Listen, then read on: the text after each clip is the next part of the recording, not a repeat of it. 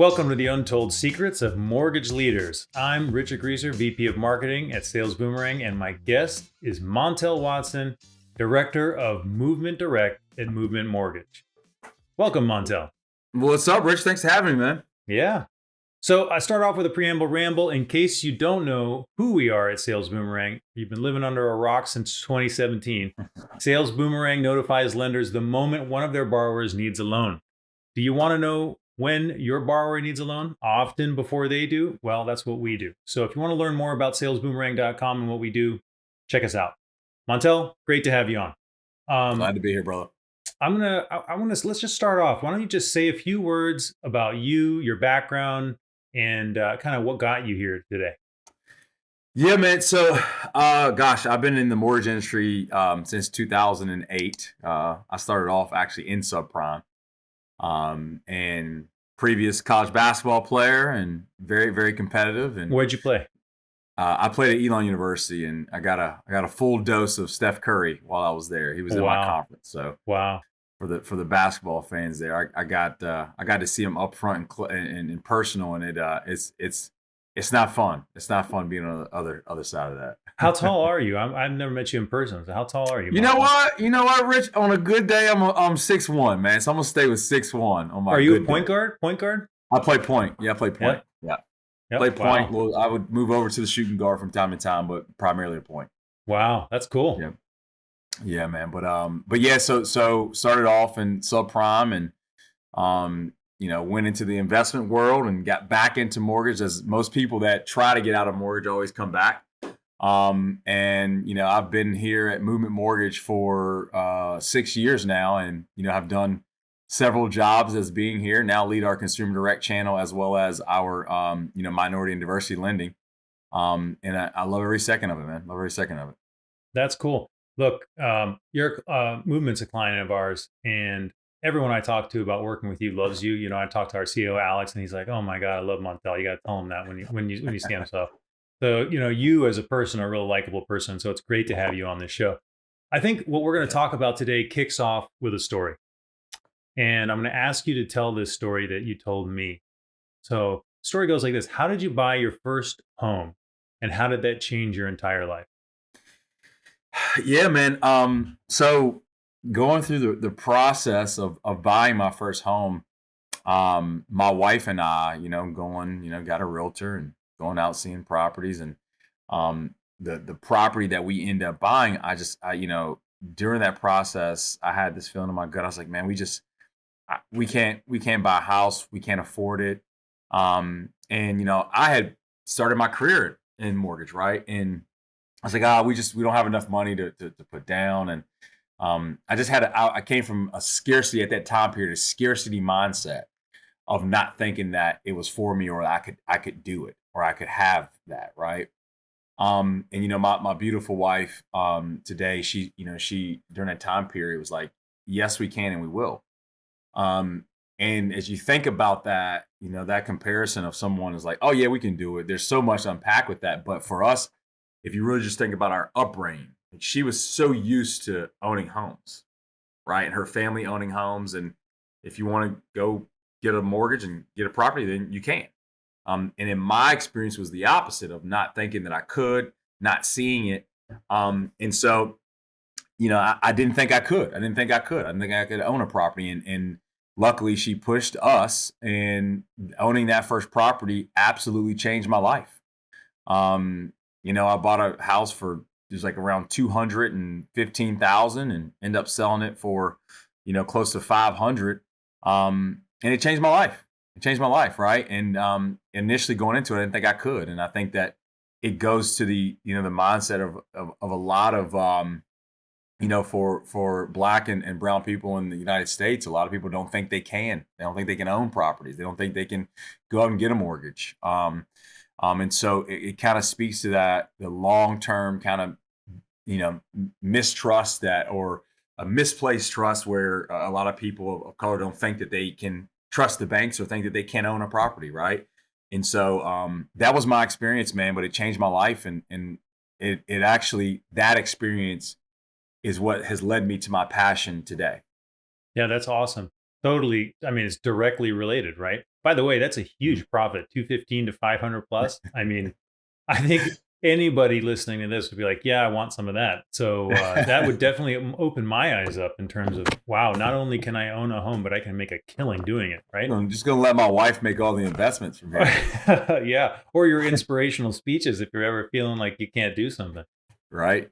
Well, all right. So that really, I think, lets people know kind of where what got you down this career path. Mhm. So you gave me a really eye-opening statistic, and I never knew this fact. You the last time we spoke, I forget where you cited the statistic from, but there were 1.6 million African Americans or Black Americans who don't own a home but could. Mhm. 1.6 millions who don't own a home but could, meaning they're qualified. They actually could go out and buy a home. Like one of the folks just like Mhm. you were in, right? Like in Yeah. you, just like you were. So like, what is the cause of it? Like, why is what is causing? Yeah, and I think that stat is from the Urban Institute, who does a lot of phenomenal work. If you know, out there in regards to diverse markets, and so of that 1.6, right? You have that 1.6 Black millions, like you mentioned, that could own a property. I think there's different factors. I think there's different factors, and quite frankly, I think that it's on us in the mortgage and lending and real estate space to meet those individuals where they are, to figure out why. I think there is absolutely a built up trust factor, right? I think there's probably a little bit of mindset of not thinking some of the same things that I dealt with. I think there's probably, Rich. I think there's probably also some trauma. If you seen your family in go through 2008, and then now again through the experience we just had with with COVID, um, and if you truly think about it, truly think about it, the Fair Housing Act was passed in what, 68 maybe? I think it was like April 4th, 1968. And I may be off by a year or so, but the Fair Housing Act was passed then, and gosh, man, that's not that long ago, right? No, Which allowed people that look like myself to own properties, and to get a home loan, right? It's not that definitely, long ago. definitely people still alive today who remember that. Absolutely, right? And so, thankful for the work of Dr. King, which is another interesting stat. Dr. King was killed, and then I think it was around a week later that act was passed, which what he was fighting for. And so, thankful for him, and I think there's a lot of that historical stuff that has been dealt with for years that has just kind of built up, and I think that it's on us to educate, it's on us to bring awareness of the importance of home ownership, and also let people know that they can own homes, and we're here to meet them where they are, and to also do the work with them, right? Do the work, and I think that it'll also require folks to do their work to prep to own homes, but not only to prep to get the loan to get into the home, but also to keep it, right? Because that's what we've seen that experience in 2008, and now of people losing their homes. Now we want to help you not only get into the home but also keep it. Yeah, for sure. Um, well, can you just share like some of your day-to-day work? Like, what are some of the major focus areas you're working on right now to kind of help further that objective, that cause, right? Yeah, absolutely. So one major piece, I actually just had an event this past Saturday, which is Grab the Key. If you guys get a chance listening out there today, go to grabthekey.com. We had an event here in Charlotte. And so Charlotte, Rich, is 50 out of 50 major MSAs in the United States. They rank 50 out of 50 for upward mobility, Oh, right? wow. And so what upward mobility, for all everybody out there speaking, the majority of you I'm sure know, but if you don't, it's your ability to be born into a place, and then your ability to continue to kind of grow within, from an economic status perspective, right? And so 4%, there's a 4% chance of the people that are born in certain zip codes in Charlotte, for them to leave that zip code, right? So their upward mobility is next to none. And so if you're born into poverty, you have a 96% chance that you're going to stay in poverty. And Wow. so what we're doing at Movement is, number one, from our schools. We right now have 4 schools here in Charlotte. We are building out our schools, and we're placing them in areas that are underserved, that are marginalized communities, because we want to make sure that, from an educational perspective, we can put our best foot forward in those communities.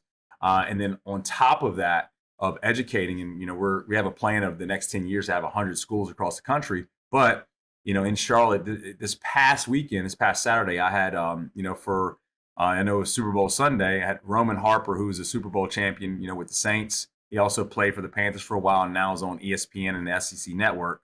And then another Carolina Panther, Justin Burris, and they came to speak on why it's important to own a home, and the importance of owning a home, and the direct correlation to net worth and generational wealth, right? And so we are educating and getting directly in the communities at large to educate on home ownership, financial literacy, and providing pathways for someone that might say, man, my credit's awful. I don't, I'm not going to be able to own a home. And we want to have a pathway there.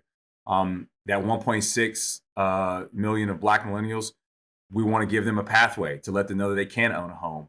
And then for the individuals that are just unsure and don't know, like we want to create those pathways. And so, we feel that we want to get directly in the communities, have seminars across the country to educate, bring awareness, and that's what we're doing. We're getting into churches, we're getting into barbershops. My barber, who is a phenomenal leader in the community, owns several barbershops in Charlotte, gives hundreds of book bags, hundreds of turkeys every Thanksgiving away. He's been doing it for the last 15 years. I had him come on because he understands and he hears from people directly in the community every single day. And I had him join in as well because he understands the community and the importance of it. So we're getting in directly in the community. And that's a big strategy for us, is that we want to meet people where they are. And we also know that we have to diversify what the loan officer population looks like. We have to bring more people of color into the industry. And those are two key pillars for us, as we think about this. That's awesome. And so it kind of leads into another question that I want to ask you. Before I do, I give you a chance let me just clarify one thing. You're not doing this stuff because just because it's the right thing to do, right? You're also doing it because it's also a great opportunity for you and for movement, right? So like when you do these seminars, you do these, you're getting in the community, you're meeting with different folks. You probably are generating a lot of opportunity for the company, right? Yeah, no, absolutely. And we do good because that's just our heart and culture, right? We do these things because of that. But we'd be remiss to say there's absolutely opportunity there. There's absolutely opportunity within diverse market segments. And for goodness sakes, I think there's a stat out there about 2045, like the majority of the United States will be Black and brown, with Hispanic in the Black population. And thinking that, hearing that, knowing that, us as lenders, we have to understand who we're going to be serving. We have to get into the marketplace.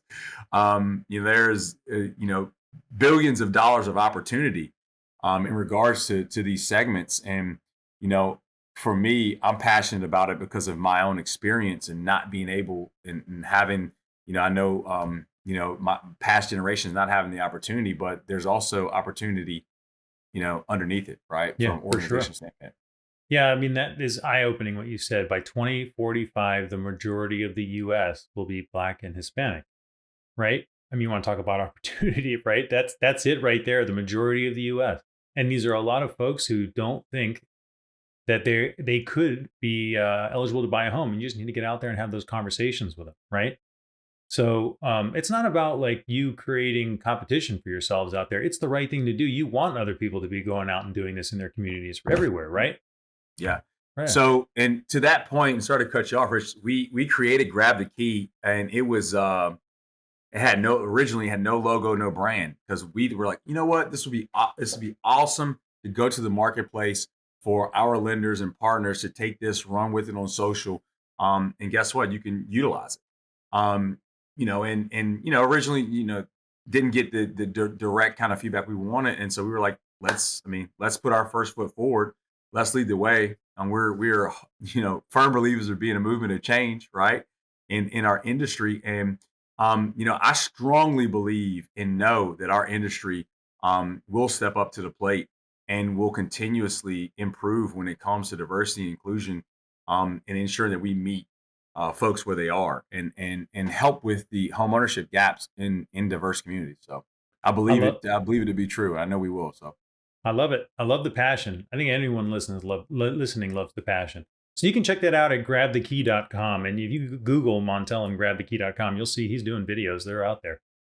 So we've talked a lot about the borrower. Let's just quickly talk about recruitment. This is an industry that is historically older, white male. Not that there's anything wrong with white people like selling, being loan officers, but it doesn't look a lot like, 2045, the majority of the US will be black and Hispanic. Doesn't look like them, the people who are actually selling loans, right?